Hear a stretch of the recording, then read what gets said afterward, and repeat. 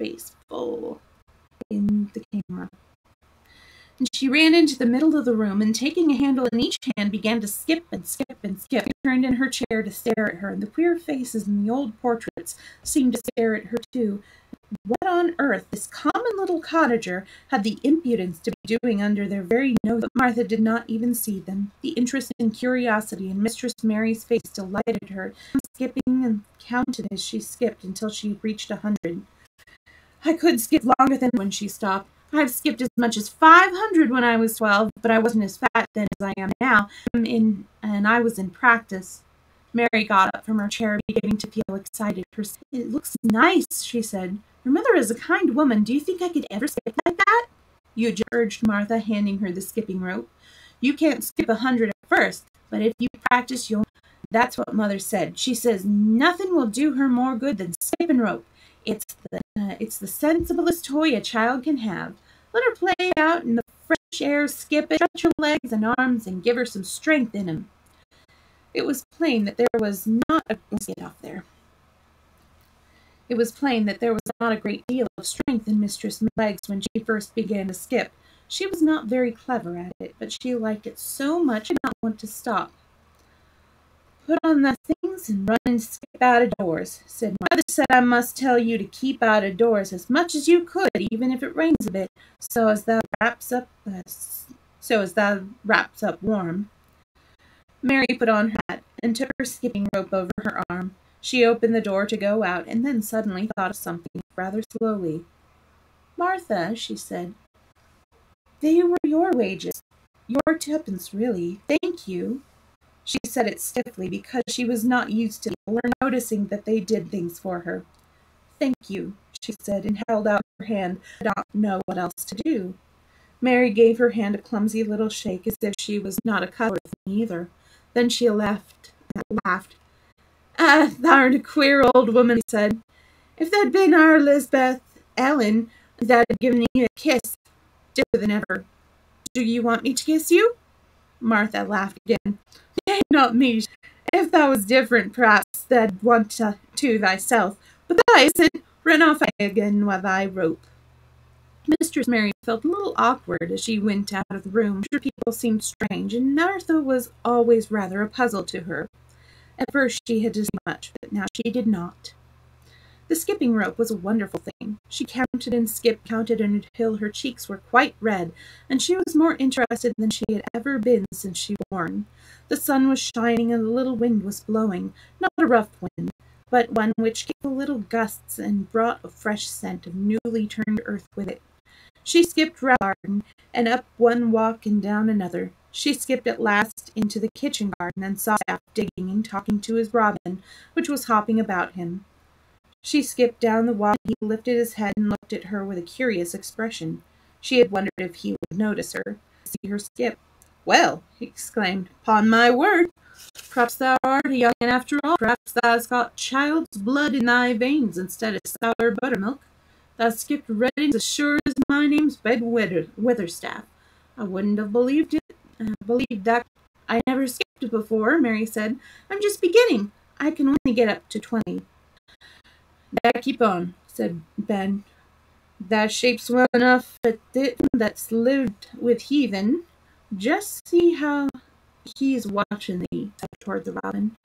He followed after thee yesterday. He'll be at it again today. He'll be at what the skipping rope is. He's never seen one. Shaking his head. That curiosity will be the death of thee sometime if that doesn't look sharp. Mary skipped round all the gardens and round the orchard, resting every few minutes. At length she went to her own special walk and made up her mind to try if she could skip the whole length of it.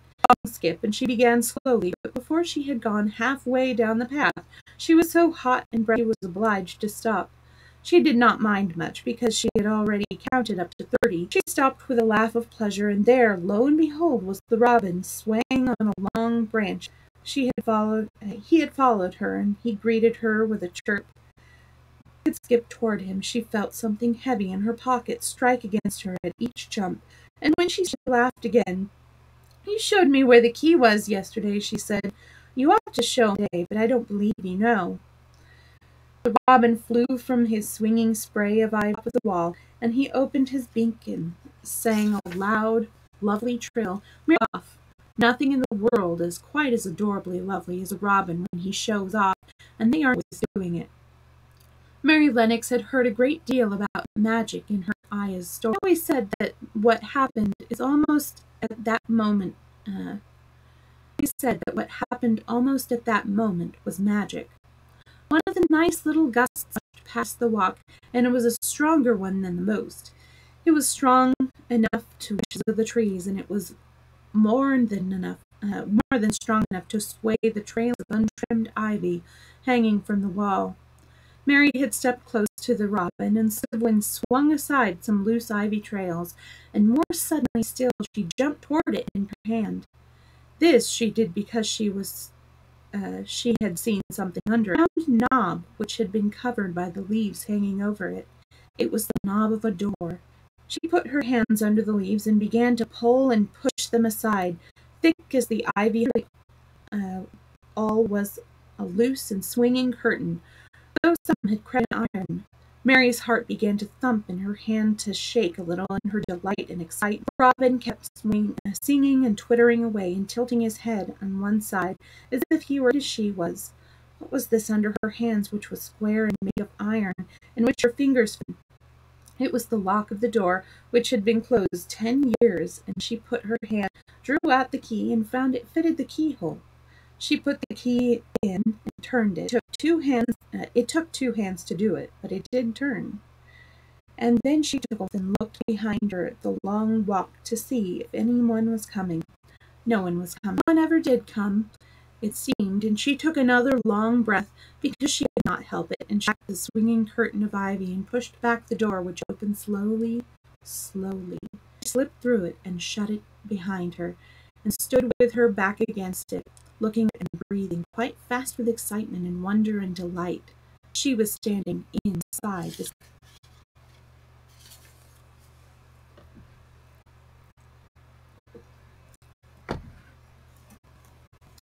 Chapter 9. The Strangest.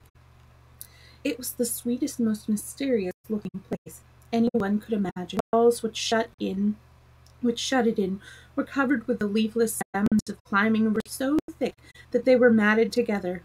Mary Lennox knew that they were roses because she had seen roses in India. All the ground was covered with grass of a wintry brown, and out of it grew clumps of bushes, which were surely rose bushes if they were alive. The standard roses which had so spread their branches that they were like little. There were other trees in the garden, and one of the things which made the place look strangest was that climbing roses had run all over them, swung down long tendrils, like swaying curtains. And here and there they had caught at each other or a far-reaching branch, and had crept from one tree to another, and made lovely bridges of them. There were neither leaves nor roses on them now, and Mary did not know whether they were dead or alive. But their thin gray or brown branches and sprays looked like a sort of hazy over everything, walls and trees, and even brown grass where they had fallen from their fastening to the ground. It was this hazy tangle from tree to tree which made it all look so mysterious. Mary had thought it must be different from other gardens, which had not been left all by themselves so long. Indeed, it was different from any other place she had ever seen in her life. "How still!" it whispered. "How still!" Then she waited a moment and listened at the stillness, and Robin, who had fished his tree-top, was still as all the rest. He did not even flutter his wings, without stirring, and looked at Mary. "No wonder it is still," she whispered again. "I am the first person spoken in here for 10 years." She moved away from the door, stepping as soft, afraid of awakening someone. She was glad that there was grass under her feet, and that her steps made no.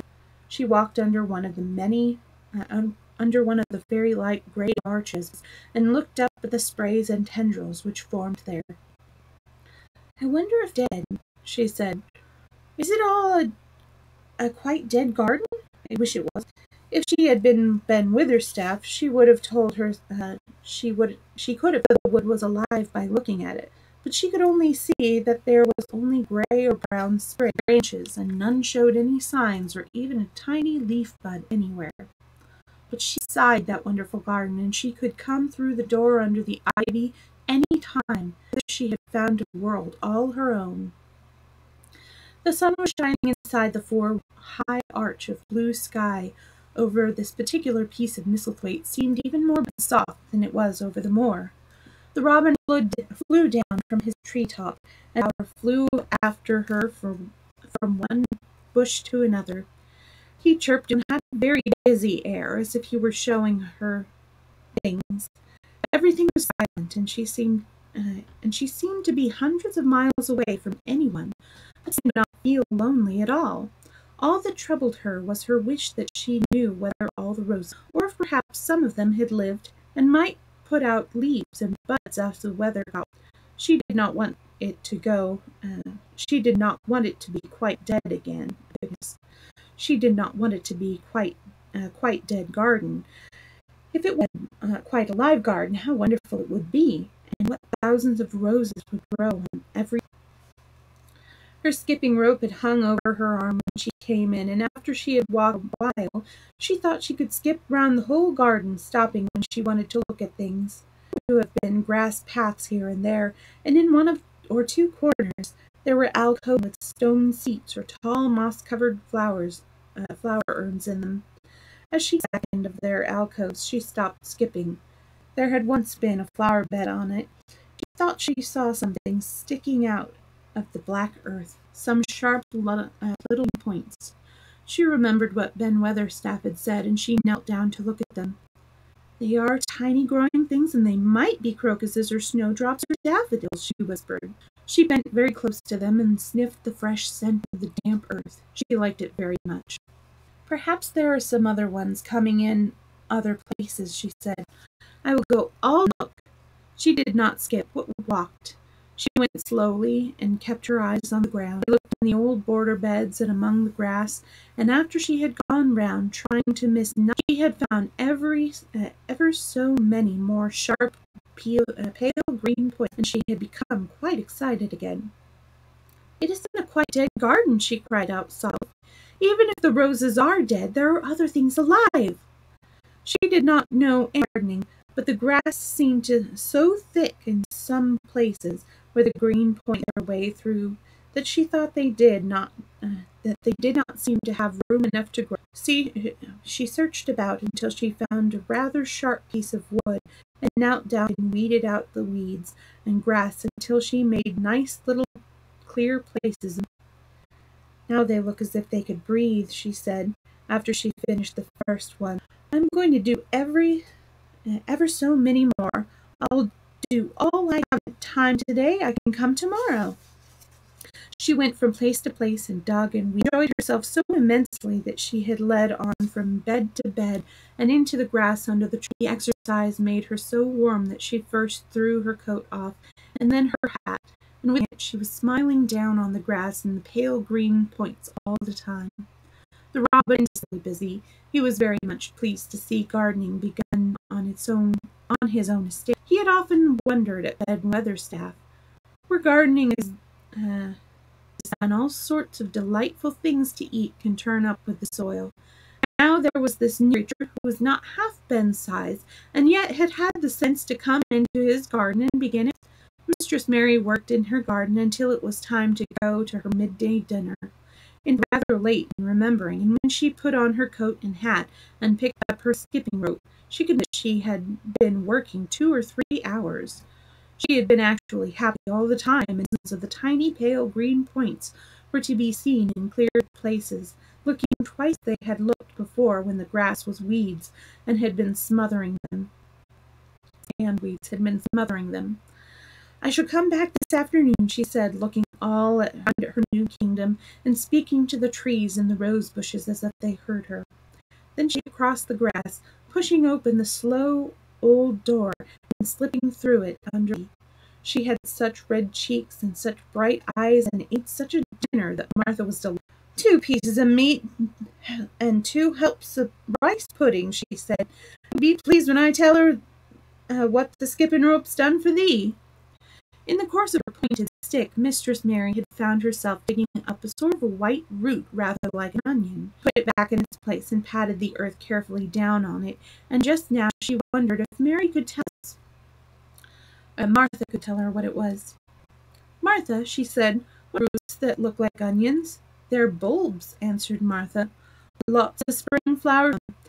The very little ones are snowdrops and crocuses, and the big ones are narcissus and jonquils and daffodillies. The biggest are lily and purple flags. They are nice. Dickon's got a whole lot of them planted in the garden." "Does Dickon know all about them?" asked Mary, a new idea taking possession.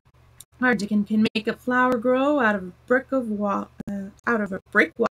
Mother says he just whispers things out of the ground." "Do bulbs live a long time? Would they live years and years if no one helped them?" inquired Mary anxiously. "Oh, they're things as helps themselves," said Martha. "That's why poor can afford to have 'em. If you don't trouble 'em, most of 'em will work away underground for a lifetime and have little 'uns. There's a place in the park woods here.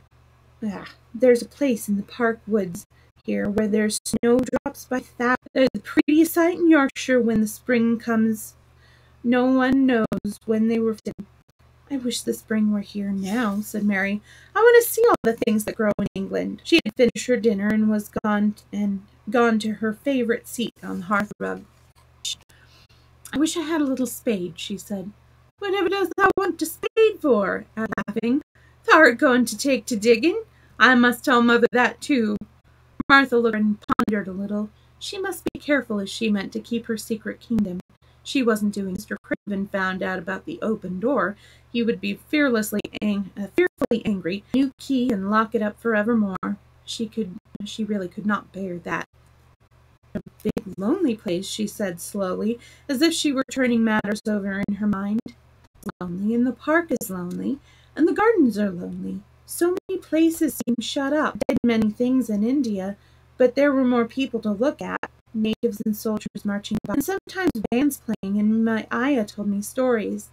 There's two here, except you and Ben Weatherstaff, and you have to do your work, and Ben Weatherstaff won't speak. I thought if I had a little spade I could dig somewhere as he does, and I might garden if he would give me some seeds." Martha's face quite lighted up. "Now," she exclaimed, if that wasn't one of the things Mother said. There's such a lot of room in that big place. Why don't they give her a bit for herself, even if it ain't nothing but parsley and radishes? They'd dig and rake away and be right down happy." "Them was the very words she said." "Were they?" said Mary. "How many things she knows, doesn't she?" Said Martha. "It's like she says, what 12 children learn something besides her ABCs. Children's as good tick to set you finding out things." "How much would a spade cost?" Mary asked. "Well," was Martha's reflective answer, "at the shop and I saw little garden sets with a rake and a fork all tied together for 2 shillings, and they was stout enough to work with." "I've got more than that in my purse," said Mary. "Mrs. Morrison gave me 5 shillings. Medlock gave me some money from Mr. Craven." "Did he remember that much?" exclaimed Martha. "Mrs. Medlock said I was to have 1 shilling a week to spend. She gives me 1 day. I didn't know what to spend it on." "My word, that's riches," said Martha. "Thus can buy anything in the world at once. The rent of our cottage is only 1 and 3pence, and it's like pulling eye teeth. Now I've just thought of something," putting her hands on her hips. "What, silly?" "At the shop at Thwaite they sell packages of flower seeds for 1 penny each. He knows which is the prettiest ones and how to make them grow. He walks over to Thwaite many for the fun of it." "Does thou know how to print letters?" suddenly. "Right," Mary answered. Martha shook her head. "Our Dickon can only read printin'. Thou could print? We could write a letter to him and ask him to go on to buy the garden tools and the seeds and the same thing at the same time." "Oh, you're a good girl," Mary cried. "You really are. I didn't know you were so nice. I know I can print letters if I try. Let's ask Mrs. Medlock for a pen and ink and some paper." "Got some of my own," said Martha. "I bought 'em so I could print a bit of a letter to May. I'll go and get it." She ran out of the room, and Mary stood by the fire and twisted her thin little with sheer pleasure. "I'll have a spade," she whispered. "I can make the earth nice and soft. If I have seeds and can make flowers grow, the garden won't be dead at all." She did not go out again that afternoon, because when Martha returned with her pen and paper, she was obliged to clear the table and carry the plates and dishes. And when she got into the kitchen, Mrs. Medlock was there and told her to do something. So Mary waited for her a long time before she came back. Then there was a serious piece of work to write. Mary had been taught very little because her governesses had disliked her too much. She could not spell particularly well, but she could print letters when she tried. This was the letter Martha dictated to her. "My dear Dickon, this comes hoping to find you well as it leaves me. At present, Miss Mary has plenty of money, and will you go to Thwaite and buy her some flower seeds and garden tools to make a flower bed.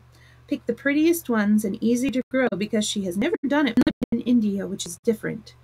Give my love to Mother and every one of you. Miss Mary tell me a lot more, so that on my next day out you can hear about elephants and camels and hunting lions and tigers. Your loving sister, Martha Phoebe Sowerby." "We'll put the money in the envelope, and it'll get the butcher boy to, and then I'll get the butcher boy to his cart. He's a great friend to Dickens," said Martha. "How shall I get the things when he'll bring 'em to you himself? He'll like to walk over this way." "Oh, Mary, then I shall see him. I never thought I should see Dickon." "Does he?" asked Martha suddenly, for Mary had looked so pleased. "Yes, I do. Boy foxes and crows loved. I want to see him very much." With a little start, as if she remembered something. "Now to think," she broke out, "to think of me for that there. And I thought I was going to tell you first thing this morning, Mother, and she said she'd ask Mrs. Medlock her own self." "Do you mean," Mary asked, "what I said Tuesday? Ask her if you might be driven over to our cottage some day and have a bit of mother cake and butter and a glass of milk?" It seemed as if interesting things were happening in one day. To think of going over the moor in the daylight, and then blue to think of going into the cottage which held 12 children. "Does she think Mrs. may go?" she asked, quite anxiously. She thinks she would. She knows what woman Mother is, and how clean she keeps the cottage." "If I went, I should see your mother," said Mary, thinking it over and liking the idea very much. "She doesn't seem to be like the mothers in India." Her work in the garden and the excitement ended by making her feel quiet and thoughtful. Martha stayed with her until tea time, comfortable, quiet, and talked very little. But just before Martha went downstairs for the tea, she asked a question. "Martha," she said, "has the scullery maid had the toothache?" Martha certainly started slightly. "What makes that?" she asked. "Because when I was waiting so long for you to come back, I opened the door and walked down to see if you were coming. And I heard that far-off crying again, just as we heard it. There isn't a wind today, so you see it couldn't have been the wind." Said Martha. "Thou mustn't go walking about in the corridor and listening. Mr. Craven would be that angry. There's no knowing what he'd do." "I wasn't listening," said Mary. "I was just waiting for you, and I heard 3 times." "My word, there's Mrs. Medlock's bell," said Martha, and she almost ran. "It's the strangest house anyone ever lived in," said Mary drowsily, as she sat on the cushioned seat of the armchair near her. Fresh air and digging and skipping rope had made her comfortably tired that she fell asleep.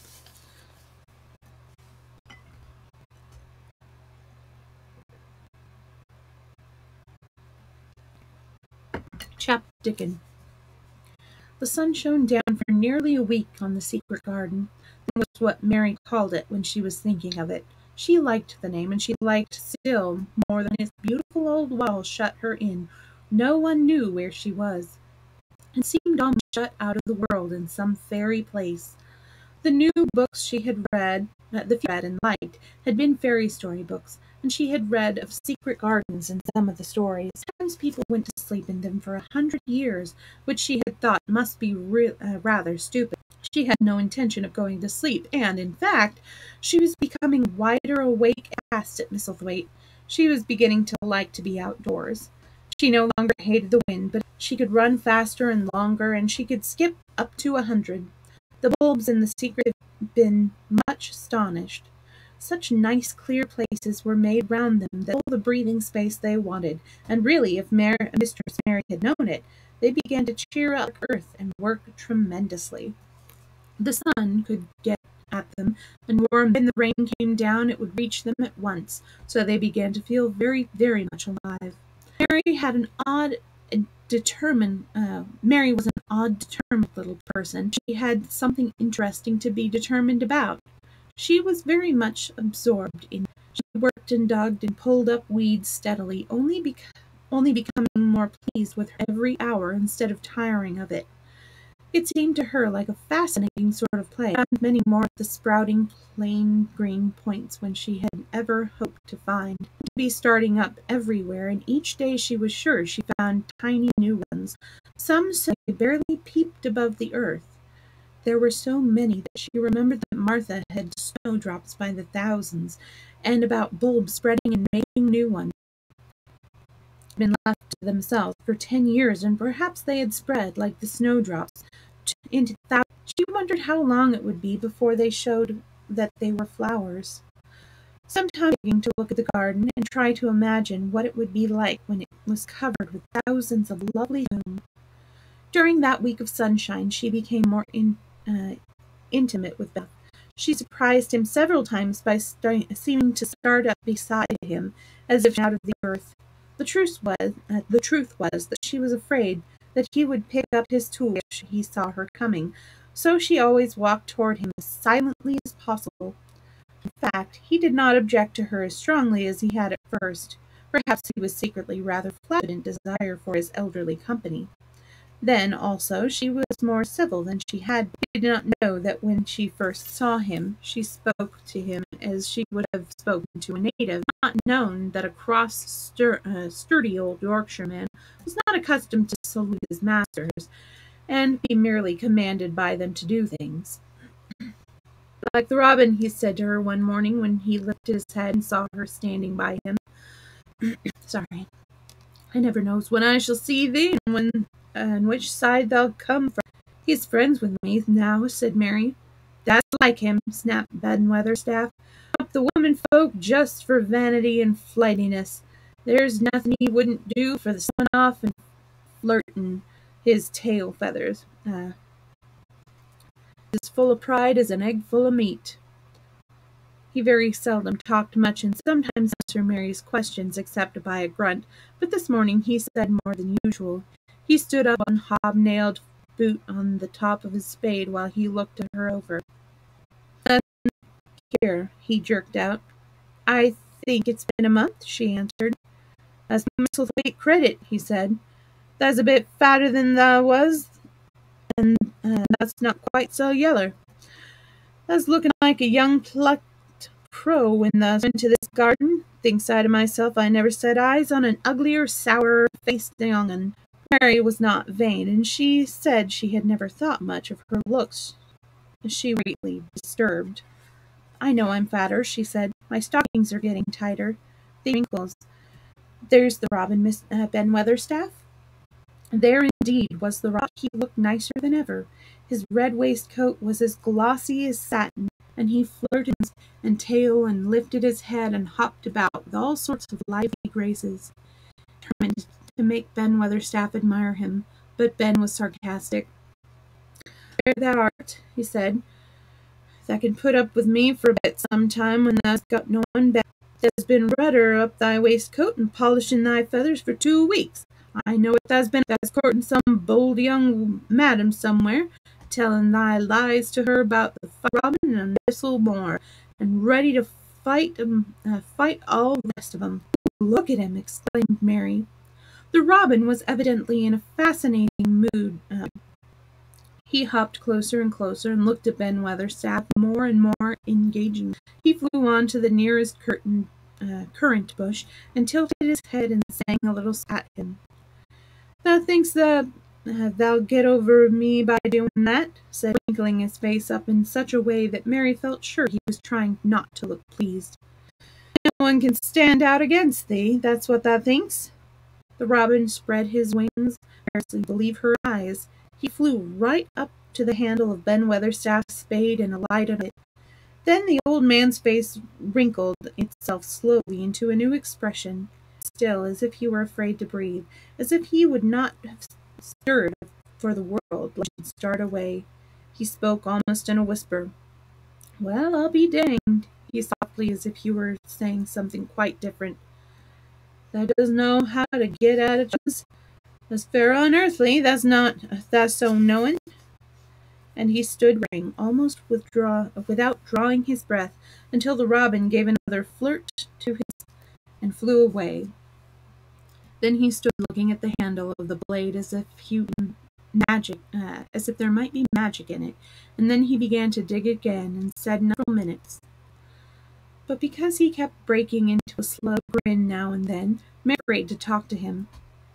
"Have you a garden of your own?" she asked. "No, I'm at the lodge with Martin and at the gate. If you had one, what would you plant? Cabbages and taters and onions." "But if you had a flower garden," persisted Mary, "what would you plant? Bulbs and sweet-smelling things, but most—" Mary's face lighted up. "Do you like roses?" she said. Ben Weather stepped up a weed and threw it aside before he answered. "Well, yes, I do. I was learned by a young lady I was gardener to. She had a lot of places she was fond of, and she loved 'em like they was children, or robins. Seen her bend over and kiss 'em." He dragged out another weed and scowled at it. "That there is 10 years ago." "Where is she now?" asked Mary, much interested. "Heaven," and drove his spade deep into the soil. "'Cording to what parson says." "Roses?" Mary asked again, more interested than ever. "They was left to themselves." He was becoming quite excited. "Did they quite die? Do roses quite die when they are left to them?" ventured. "Well, I'd got to like 'em, and I liked her, and she liked 'em," Staff admitted reluctantly. "Once or twice a year I go and work at 'em a bit, dig about the roots. They run wild, but they was in rich soil some of 'em lived." "When they have no leaves and look gray and brown and how can you tell whether they are dead or alive?" inquired Mary. "Wait till the spring gets 'em, till the sun shines on the rain, and the rain falls on the sunshine. Then they'll find out." "But how?" cried Mary, forgetting to be careful.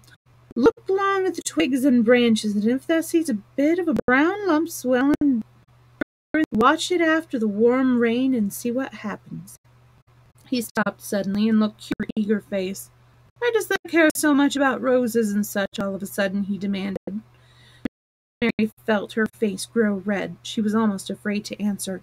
I want to play that I have a garden of my own," she stammered. There is nothing for me to do. I have no one." "Well?" said Ben Weatherstaff slowly as he watched her. Thou hasn't?